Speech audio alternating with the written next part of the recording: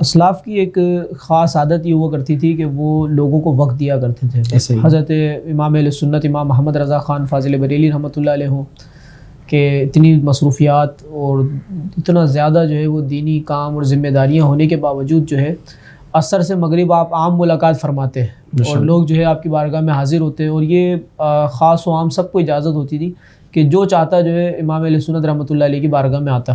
اور اعلیٰ حضرت رحمۃ اللہ علیہ کا یہ جو وصف ہے، یہ خوبی جو ہے آپ کے خلفاء میں بھی دیکھی جا سکتی ہے اور آپ کے شہزادگان کے اندر بھی ہمیں نظر آتی ہے. حضور مفتی اعظم ہند مولانا مصطفیٰ رضا خان رحمۃ اللہ تعالیٰ علیہ کا ایک واقعہ ملتا ہے کہ آپ ممبئی ایک مرتبہ تشریف لے گئے، اپنے ایک خاص مرید کے ہاں آپ نے قیام فرمایا. تو آپ کی مقبولیت ایسی تھی کہ آپ جہاں تشریف لے جائیں، ممبئی تو پھر ایک بہت بڑا شہر ہے اور وہاں بڑے جو ہے دین کے حوالے سے بڑا شعور پایا جاتا ہے اور پایا جاتا تھا ماضی میں بھی. لیکن اگر آپ کسی ویرانے میں بھی چلے جائیں تو یوں کہتے ہیں نا جنگل میں منگل کا سما ہو جاتا ہے. تو حضرت مفتی اعظم ہند کسی ویرانے میں بھی چلے جائیں تو وہاں بھی جو ہے رونقیں آ جاتی تھیں. تو بہرحال ایک لوگوں کا جمع غفیر ہوتا تھا، علماء بھی ہوتے تھے اور عوام بھی ہوتے تھے، خواص بھی ہوتے تھے، ہر طرح کا ہر طبقے کا فرد جو ہے وہ آپ کے پاس ہوتا تھا. ہر شخص اپنی حاجت کو لے کر آتا اور اپنے مطابق جو ہے بالخصوص تعویذات کے حوالے سے لوگ جو ہے وہ ایک سائلین کی تعداد ہوتی تھی، تعویذات کے حصول کے لیے لوگ بڑے آتے تھے. تو پورا دن آپ کا مصروف گزرتا تھا.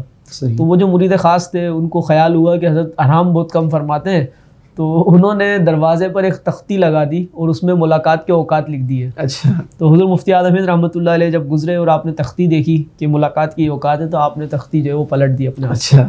اور ان کو بلا فرمایا کس نے لگائی ہے؟ تو لوگوں نے میزبان کا نام لیا کہ انہوں نے جو ہے یہ تختی لگائی ہے. تو فرمایا ان کو بلا کر لائیں. اور جب وہ تشریف لائے تو آپ نے فرمایا کہ اللہ کی مخلوق جو ہے وہ کہاں کہاں سے مجھ سے ملاقات کے لیے آتی ہے اور اگر میں نہ ملوں تو انہیں تکلیف ہوگی، آپ میری تکلیف کا خیال نہ کیجیے. صحیح. تو یہ ایک بہت بڑی بات ہے اور اس میں بہت بڑا میسیج ہے ہمارے لیے کہ ہم جو لوگ دین کا کام کرنا چاہتے ہیں یا کرتے ہیں یا جو لوگ مقتدی ہیں، پیشوا ہیں، تو انہیں چاہیے کہ وہ عوام کے ساتھ ایک تعلق جو ہے اپنا بحال رکھیں اور ان تک رسائی جو ہے عوام کی آسان ہو. بلکہ میں یہاں اس میں ایک بات یہ ایڈ کروں گا کہ یہ نبی کریم صلی اللہ علیہ وسلم کی سیرت مبارکہ کا ایک شاندار اور اجلا پہلو ہے. ٹھیک ہے نا. پیارے آقا صلی اللہ علیہ وسلم کا ایک واقعہ اسی حوالے سے ہے، مختصراً میں عرض کرتا ہوں. ایک بڑھیا تھی، نبی کریم صلی اللہ علیہ وسلم سے ایک دفعہ اس نے جو ہے وہ اپنی گفتگو شروع کی اور بڑی طویل گفتگو کرتی تھی، جس کو عام کمرشل لینگویج میں کہا جاتا ہے کہ لمبی باتیں جو ہے وہ کیا کرتی تھی، بڑھیا بے ربط باتیں. تو آپ صلی اللہ علیہ وسلم جو ہے اس کی گفتگو سماعت کرتے رہے کافی وقت گزر گیا. اور کھڑے بعد میں جب صحابہ کرام علیہ رضوان نے آپ سے عرض کی اس حوالے سے، تو نبی کریم صلی اللہ علیہ وسلم نے جو پیچھے ریزن بیان کیا وہ تھی دل جوئی، کہ جس کی کوئی نہیں سنتا تو کوئی تو ہو کہ جو اس کی داد رسی کرے. آپ یہ دیکھیں نا کہ رسول اللہ صلی اللہ تعالیٰ علیہ وسلم کا ایک ایک لمحہ اس کی اہمیت اور اس کی قدر و قیمت کا اس کے باوجود جو ہے لوگ ہماری زندگیاں جو ہیں اس لمحے کے اوپر جو ہے قربان ہیں.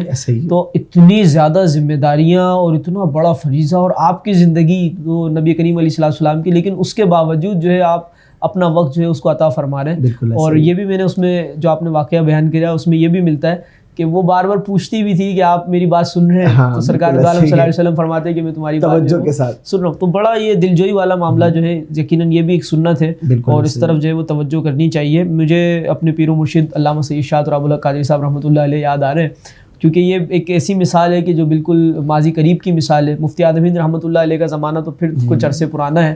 ایک مرتبہ ایسا ہوا کہ شاہ صاحب رحمۃ اللہ علیہ عصر کی نماز کے بعد ایک نماز جنازہ کے لیے جو ہے آپ نے جانا تھا. تو الحمدللہ میں حضرت کی خدمت میں حاضر ہوتا تھا عصر سے مغرب اور پھر کبھی مغرب سے عشاء بھی. تو بہرحال اس دن شاہ صاحب جب جانے لگے تو مجھے قریب بلایا اور چند نمازیوں کے ساتھ ہی آپ حضرت باہر نکلے اور گاڑی میں بیٹھ کر جو ہے آپ جا رہے تھے.